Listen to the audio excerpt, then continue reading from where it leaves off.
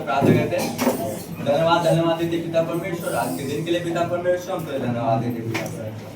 जैसे पिता परमेश्वर तूने सुबह से लेकर अभी तक हमें संभाल के रखा पिता परमेश्वर, हम इसके लिए धन्यवाद देते पिता। जैसे पिता परमेश्वर तूने आज का दिन बनाया पिता परमेश्वर, केवल तेरी स्तुति और आराधना कर सके पिता परमेश्वर, हम इसके लिए धन्यवाद देते पिता परमेश्वर। हम प्रार्थना करते पिता परमेश्वर, जो लोग आ रहे पिता परमेश्वर सुरक्षित लेके आने देगा। जैसा है पिता परमेश्वर वैसे सुरक्षित जाने पाए पिता परमेश्वर। आगे के समय आगे के पल को पिता परमेश्वर तेरे हाथों में देता। छोटी सी प्रार्थना यीशु मसीह के नाम से करता हूँ, आमीन। हालेलुया।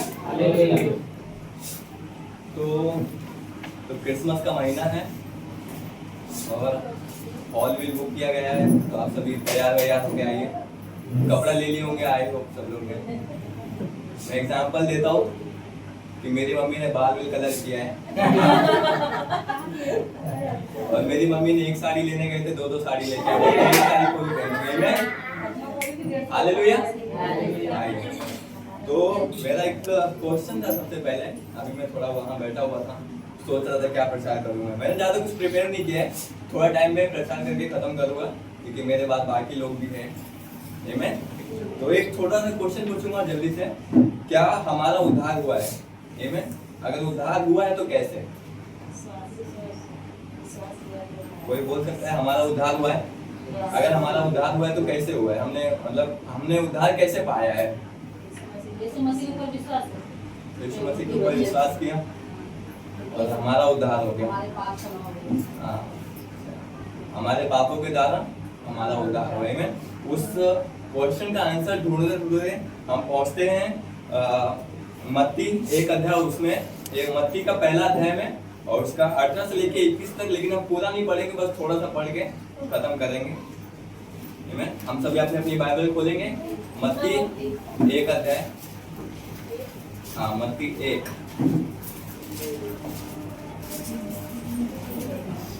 मैंने पिछली बार क्या संदेश सुनाया था, सबको याद है?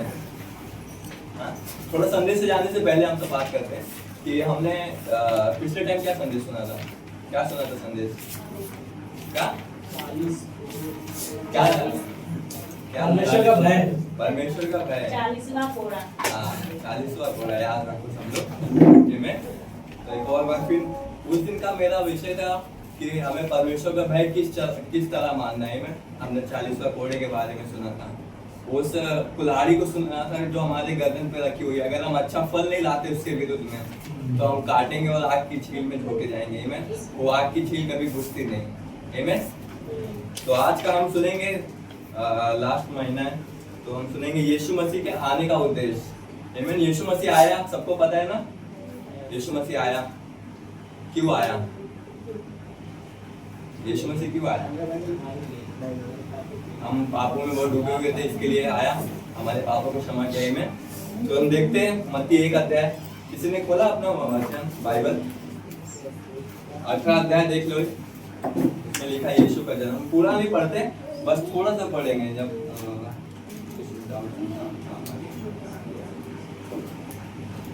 चलो पूरा पढ़ते हैं। 18 अध्याय। यीशु मसीह का जन्म इस प्रकार से हुआ कि जब उसके माता मरियम की मंगनी यीशु के साथ हो गई तो उनके इकट्ठे होने से पहले ही एक पवित्र आत्मा की ओर से गर्भवती पाई गई। अतः उसके पति यूसुफ ने, जो धर्मी था और उसे बदनाम करना नहीं चाहता था। में तब उस टाइम पे ऐसे पुरुष होते थे। आजकल देखो तो पाप इतना बढ़ चुका है कि अगर कोई लड़की मतलब शादी के पहले गर्भवती होती तो उसको कितना बोलते सब। लेकिन उस टाइम पे जो यूसुफ था वो परमेश्वर के भय में इतना मानता था कि उसने वो काम नहीं होने दिया। तो हम आगे पढ़ते हैं। बदनाम करना नहीं चाहता था, उसे चुपके से त्याग देने का विचार किया। तब वह इन बातों में से सोचा ही था तो प्रभु का स्वर्गदूत उसे स्वप्न में दिखाई देकर कहने लगा कि हे यूसुफ, दाऊद की संतान, तू अपने पत्नी मरियम को अपने यहाँ से ले आने से मत डर, क्योंकि उसने गर्भवती में है, वह पवित्र आत्मा की ओर से है। आमीन।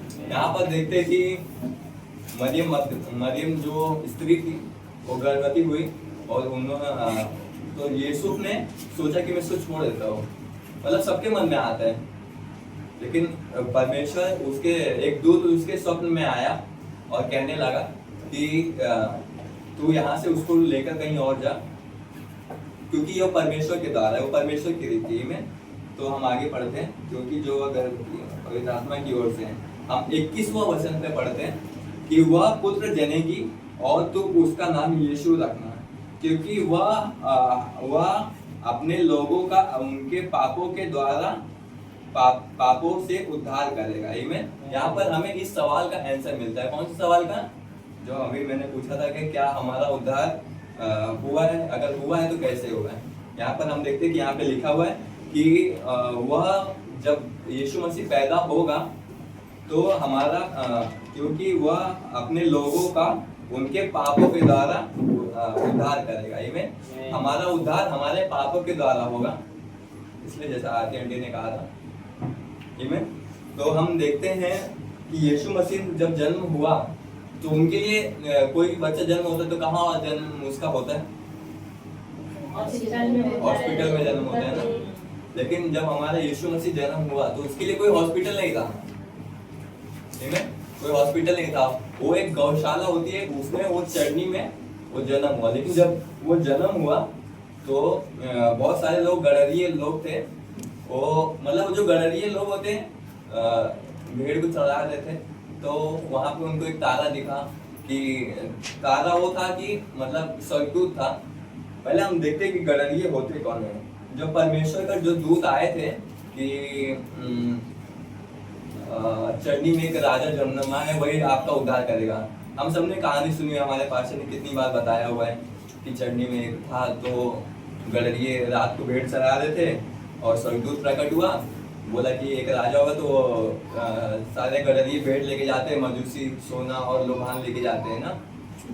तो हम देखते कि गडरिया जो जाते हैं, मतलब गडरिया एक नीचे वो परमेश्वर का जो तारा था किसी याजक के पास नहीं आया। हाँ, किसी के मन में कभी ये सवाल है कि किसी याजक के पास जाता, यीशु मसीह को बताता कि ये तुम्हारा उद्धार करता है, तो उस बच्चे को महल में लेके जाता। किसी कभी ये सवाल किसी के मन में आया है क्या कि जो तारा था वो गडरिये के पास ही क्यों आया? क्योंकि परमेश्वर जो था वो अन्य जातियों के लिए आया। परमेश्वर ने कहा अपने वचन में कि मैं अपने के पास आया, परंतु अपनों ने मुझे ग्रहण नहीं किया। इसलिए जितनों ने मुझे ग्रहण किया, वो जितने लोग कौन थे? जितने लोग कौन थे? हम सब है ना। इसलिए जो परमेश्वर का तारा था वो सिर्फ गडरिये लोग के पास आया। अगर वो किसी याजक के पास जाता या फिर याजक के पास जाता तो यीशु मसीह को एक बड़े से महल में लेके जाते हैं, आमीन, उसको अच्छे से रखते, वो उन सबका उद्धार करता, फिर हमारे पास कुछ मौका रह जाता, क्योंकि फिर वो एक होता है ना, एक लेवल हाई लेवल का परमेश्वर हो जाता कि परमेश्वर तो उनके लिए आया, हमारे लिए तो आया ही नहीं, लेकिन परमेश्वर हमारे लिए आया। आमीन। हम देखते हैं कि उड़ाऊ पुत्र के बारे में हम देखते हैं लूका का 15वां अध्याय उसका 11वां वचन। आमीन। हम सभी अपनी बाइबल खोलते हैं, उसमें 3 चरण के बारे में मैं एक्सप्लेन करूंगा थोड़ा बहुत। मत्ती 15 अध्याय उसका 11वां वचन, अरे sorry Luka, sorry my mistake, लूका 15 अध्याय उसका 11वां वचन। हम ऊपर टॉपिक देख पा रहे अपने बाइबल में, उड़ाऊ पुत्र का दृष्टांत लिखा हुआ है। आमीन। सभी खोले अपने अपनी बाइबल। इसमें लिखा है, सबको कहानी में पढ़ता नहीं हो जाता, मैं आपको सिंपल सा कहानी बता देता हूँ इसमें क्या है, और इसके द्वारा यीशु मसीह हमारे जीवन में किस प्रकार कार्य करता है मैं वो बताऊंगा। आमीन। हम देखते हैं कि उड़ाऊ पुत्र में इसमें एक पिता रहता है। हाँ, एक पिता होता है, एक बाप के 2 बेटे होते हैं। एक बेटा अपना हिस्सा लेके दूर देश चले जाता है और अय्याशी करता है, फुल पैसा उड़ाता है, ठीक है, खाता पीता है, ऐश करता है। और जो दूसरा बेटा होता है, आमीन, वो दूसरा बेटा होता है अपने पिता के पास रहता है, अपने पिता के कामों में मदद करता है, खेत में काम करता है, आमीन, जो बोता है, काटता है। जब वो जो पहला वाला बेटा होता है उसके पास जब पैसा जब वो लेके जाता है तो सारा पैसा उसका खत्म हो जाता है। लेकिन पैसा ही कितना ही चलेगा, सबका पैसा कितना दिन चलेगा, थोड़े टाइम के बाद खत्म ही हो जाता है, पैसे का कोई कहानी है। तो फिर जब उसका पैसा खत्म हो जाता है तो फिर उसको एक काम मिलता है। कौन सा काम मिलता है, किसी को काम याद है क्या? सुअर चलाने का काम मिलता है। ये में वो जब सुअर चलाता है तब उसको क्या याद आता है? सबको एक दिन अपने अपने पिता की बात याद आती है। ये में जब भी वो मुश्किल में पड़ते हैं, आप आश्चर्य, सबको अपने पिता की बात याद आती है कि जब भी वो कभी भी कोई भी मुश्किल में पड़ते तो मेरे पापा ने कहा था कि ऐसा काम मत करना, लेकिन मैंने किया तो भोग रहा। उसको भी अपने पिता का काम याद आया और वो सुबह चला तो उसको काम याद आया कि जब मैं अपने पिता के महल में था तो जो मेरे नौकर थे वो भी इससे अच्छा खाना खाते थे, लेकिन आज मेरी इतनी खराब नौबत आ गई है कि मैं ये खाना खा रहा हूँ। ये मैं तो वो सोचता है कि मैं जाऊंगा और अपने पिता के पास अपने पिता से माफी मांगूंगा, जो बोलेंगे वो कर लूंगा और मैं अपने पिता को बोलूंगा कि मुझे अपने महल में एक मजदूर की नौकरी दे दे, मैं वहीं खाऊंगा पीऊंगा, ना उनका बेटा बन के, भले से उनका एक ही बेटा है, मैं उनका बेटा नहीं बनूंगा, एक मजदूर बन के महल में रह लूंगा। ये होता है पहला चरण। इसमें एक बेटे को अपनी गलती का एहसास होता है और हम दूसरे बेटे को देखते हैं कि वो अभी भी अपने पिता के पास में ही है। वो पिता को छोड़ के कहीं गया नहीं है, वो अभी भी अपने पिता के पास में है। और ये दूसरा बेटा गया था, सब पैसा उड़ा लिया, जिसका पहला चरण खत्म हुआ। अब दूसरे चरण में वो वापस आता है, वो वापस आया, माफी मांगा, तो वो पिता ने उसके पिता ने क्या सोचा, समझ लो। इसका एग्जाम्पल समझ लो। आप कहीं गए, आपने कोई गलती कर दी है, आपने झूठ बोल दिया है। आप समझ लो कोई बच्ची है, गार्गी है, समझ लो गार्गी का एग्जाम्पल लेते हैं, गार्गी का एग्जाम्पल ले लेते हैं। गार्गी ने एग्जाम में लाया, मार्क्स लाया, अच्छा मार्क्स लाते सब लोग, 10th में 93% आया उसका। तो उसने मार्क्स थोड़ा सा कम लाया, ज्यादा नहीं, 50% लाया। अब बोली मेरी मम्मी को, वो हरदम बोलती है, हरदम ज्यादा मार्क्स लाती है, लेकिन इस बार थोड़ा पढ़ाई में चूक गई। हाँ, थोड़ा सा पढ़ाई में चूक गई और उसने लाया 50% लाया, समझ। तो अब वो पापा को मतलब कैसे बताएगी, मतलब बहुत मायूस होके जाएगी ना। तो हम भी अपने पिता के पास बहुत मायूस होके आते हैं कि हमारे पिता हमको क्या बोलेंगे। इसी प्रकार वो शिष्य भी आया अपने पिता के पास और बोला कि अब मेरा पैसा पूरा खत्म हो गया है।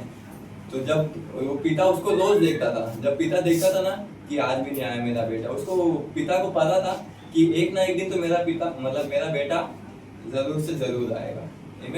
तो वो देख रहा था, तब वो जब आ रहा था तब उसके पिता ने उसको देखा कि मेरा बेटा आया, तो दौड़ कर गया और उसके कपड़े को नहीं देखा कि वो गंदा है। हर माता पिता अपने बेटे से इतना प्यार करता है कि कभी भी उसकी गलती को कोई भी रहता क्षमा कर देता है। इवन मेरे जीवन में भी बहुत सारी गवाही है, कभी फुर्सत में सुनाऊंगा, नाइट प्रेयर में मिलिए, जिसको नाइट प्रेयर में उधर में जाता हो, थोड़ा गवाही रहता है, सबका अपना अपना स्टोरी होता है। तो जब वो आया लौट कर तो फिर उसके पास गया उसका पिता और उसको देखा नहीं कि उसका कपड़ा गंदा है, वो कैसा गंदा है, हाँ पता नहीं नहाया होगा कि नहीं नहाया होगा। ये नहीं देखा मैं महल में सोने का कपड़ा पहनता हूँ, इतना अच्छा मलमल क्या बोलते हैं उसको, रेशम का कपड़ा पहनता हूँ, और मेरा कपड़ा गंदा हो जाएगा तो फिर कैसे होगा, दूसरा लेना पड़ेगा। लेकिन उसने उसको गले से लगाया और कहा कि चल। जब वो आया तो उसने उसके लिए 7 रंग का भोजन बनाया, मतलब सारी मस्त पार्टी विटी बनाया कि मेरा बेटा वापस लौट के आ गया। और उसने अपने बेटे को से उसके मतलब अपने पापा से गलती क्षमा मांगा और उसने उसके बाप को मना कर मतलब उसने अपने बेटे को क्षमा कर दिया। ये दूसरा चरण है। और जब हम याद है उसके 2 बेटे थे, तो जो पहला पुत्र था वो जब वो आया था तब वो घर पे नहीं था, जो पहला पुत्र था। हम आगे पढ़ते, अगर आगे पढ़ेंगे ना हम तो देखते हैं 27 उसने कहा तेरे भाई, हाँ देखो यहाँ पर 25 के बाद जब हम पढ़ेंगे ना खेत, देखो यहाँ पर 25 में देखो क्या लिखा है, परंतु उसका जेठ पुत्र मतलब जो उसका बड़ा पुत्र था वो खेत में था। जब वह आते हुए घर से निकट पहुंचा तो उसने गाने बजाने नाचने का शब्द सुना।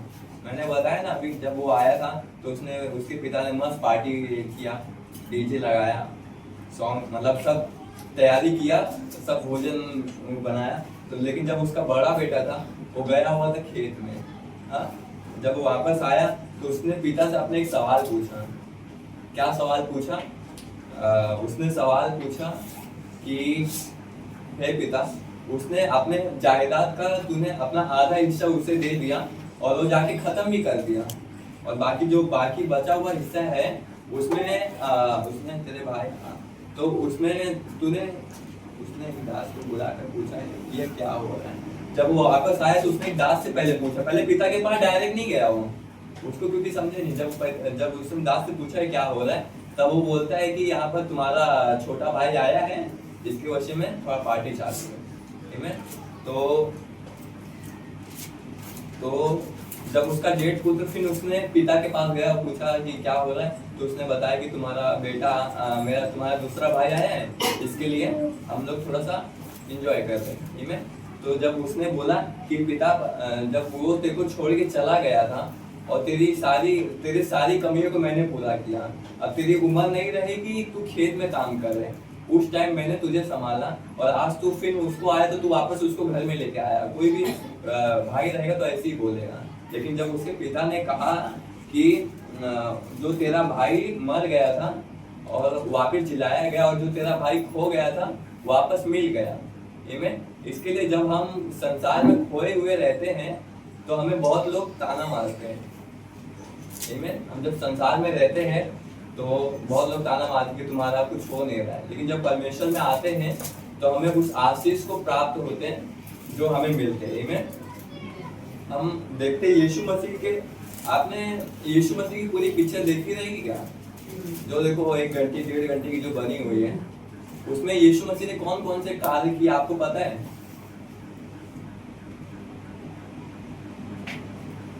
यीशु मसीह ने अंधे को आंखें दी है, गूंगे को बोले दी है, लंगड़े को चलना सिखाया है, और भी बहुत सारे काम किए। लेकिन कभी उसने अपने लिए कुछ किया कि अरे मैं थोड़ा सा आया हूँ धरती पर, मैं भी थोड़ा एंजॉय कर लेता हूँ? कभी ऐसा सोचा नहीं, सोचा ना। लेकिन फिर जब हमारा समय आता है, जैसे दान देने का समय आता है, देखो एक बार अभी भाई ने कहानी सुनाया था कि कुर्सी देने वाला रहता है, आर्यन ने सुनाया था शायद, हाँ। तो आर्यन ने कहानी सुनाया था कि कुर्सी देने वाला रहते हैं हम लोग, और कुर्सी नहीं देते। हम पहले 5 कुर्सी का वादा करते, फिर 4 पे आते हैं, फिर धीरे धीरे 3 पे आते हैं, फिर उसकी जगह 500 रुपया ही दे देते हैं। अरे पास्टर अभी इस बार नहीं हो पा रहा, दूसरी बार देख लेते हैं, फिर कभी मौका मिलेगा। लेकिन हमें वैसा नहीं करना चाहिए। और तो यीशु मसीह, हम देखते हैं यीशु मसीह के आने का उद्देश्य क्या है। यीशु मसीह के आने का उद्देश्य यही है कि उसने परमेश्वर का राज्य और बढ़ना चाहिए। इसके बारे में हम 5 पॉइंट है, हम 5 पॉइंट देख के खत्म करते हैं। हम जो भी लिखना चाहता है लिखता है, वो लिख सकते हैं। मैं 5 पॉइंट फटाफट बोल के खत्म करूंगा। यीशु मसीह के आने के 5 यीशु मसीह के आने के उद्देश्य लिखते हैं। हम पहला लिखते हैं कि परमेश्वर के राज्य का प्रचार करना। यीशु मसीह आया स्वर्ग से धरती पर हमको राह दिखाने को। सॉन्ग है लेकिन मैं थोड़ा बताता हूँ। परमेश्वर का राज्य प्रचार करना, इसमें लिखा है कि यीशु मसीह हमें सिखाता है, यीशु मसीह सिखाते हैं कि समय पूरा हुआ है और परमेश्वर का राज्य निकट है। हम देखते हैं मरकुस का 1 अध्याय उसका 15वां वचन। आमीन। हम देखते हैं फटाक से देखते हैं मरकुस 1 अध्याय उसका 15वां वचन देखते खत्म। 1 अध्याय उसका 15 वचन। हमारा टॉपिक क्या था? परमेश्वर का राज्य का प्रचार करना। इसमें लिखा है और कहा समय पूरा हुआ और परमेश्वर का राज्य निकट है। जो परमेश्वर आने वाला है हम सबको लेके जाने के लिए स्वर्ग में, उसका राज्य जो है निकट है। और मन फिरा और सुसमाचार पर विश्वास हो रही में। कहाँ पर इस बाइबल में लिखा हुआ है? तो सभी पहला पॉइंट लिखेंगे परमेश्वर के राज्य का प्रचार करना है। और दूसरा पॉइंट लिखते हैं हमारे पापों से मुक्ति दिलाने। जो भी हम पहले संसार में थे, गलत काम कर रहे थे, झूठ बोल रहे थे, चोरी कर रहे थे, माँ बाप का आदर नहीं करते थे, तो जो पाप भी हम कर रहे थे, हम उस पापों से मुक्ति दिलाने। वह हमारे पापों के बंधन और मृत्यु से बचाने आया, ताकि हम परमेश्वर से अलग ना हुए। हम परमेश्वर से अलग हो गए थे। अलग कहाँ हुए थे पता है? जब परमेश्वर ने आदम को बनाया, जब आदम ने बनाया तो हवा ने वो फल तोड़ के खाया। तो परमेश्वर आया, पूछा कि हवा तुम कहाँ है? तो वो लोग पेड़ के पीछे छुपे हुए थे ना, वहीं से उनका बंधन जो था वो अलग हो गया था। वहीं से हमारा रिश्ता था जो टूट गया था, वही रिश्ता पुनः वो रिश्ता दोबारा कायम करने हमारा यीशु मसीह इस धरती पे आया कि हमारा वो रिश्ता दोबारा बन सके। ये में वचन इसका नहीं है। तीसरा पॉइंट पढ़ते, मनुष्य की पुनर्स्थापित, मतलब मनुष्य को पुनर्स्थापित करने आया। हम देखते परमेश्वर और मनुष्य के बीच टूटे हुए रिश्ते को ठीक करने। देखो यहाँ पे लिखा हुआ है, हम देखते जो वही हमारा रिश्ता था वो खराब हुआ पड़ा था परमेश्वर से। परमेश्वर कहता है ना कि अगर हमने किसी को क्षमा नहीं किया है तो सूरज डूबने से पहले हम क्षमा मांग ले, सूरज डूबने से पहले हम उससे क्षमा मांग ले, नहीं तो हमारा स्वर्ग के राज्य में निकट, स्वर्ग के राज्य में वो मतलब अंदर हम नहीं जा पाएंगे। ठीक है, इसलिए हमें अपने बैर रखने वाले से भी प्रेम रखना है। ठीक है, और चौथा लिखते हैं अनंत जीवन का मार्ग। वो जो अनंत जीवन का था उसका मार्ग दिखाने के लिए यीशु मसीह स्वर्ग से धरती पर आया। आमीन। हम देखते हैं यूहन्ना 3 अध्याय उसका 16वां वचन। हालेलुया। यूहन्ना 3 अध्याय उसका 16वां वचन, उसमें क्या लिखा है कि अनुसार यूहन्ना 3:16 के अनुसार लिखा है कि उस पर विश्वास करने वालों को नाश नहीं होंगे बल्कि अनंत काल का जीवन पाएंगे। जो कोई उस पर विश्वास करेगा वो नाश नहीं होगा बल्कि अनंत काल का जीवन पाएगा। इसलिए हमने अनंत काल का जीवन पाया है। हम पास्टर लिखते हैं बलिदान और छुड़ाने। हमारा यीशु मसीह पहले से उसके बारे में भविष्यवाणी कर दी गई थी कि यशायाह के किताब में कि तुम्हारे लिए एक मेमना का वध किया जाएगा और वो तुम्हारे लिए तुम्हारे पापों से तुम्हें छुटकारा देगा। उन्होंने अपने जीवन हमारे लिए बलिदान किया और हमारे पापों का कर्ज चुकाया और हमें आजाद किया। आमीन।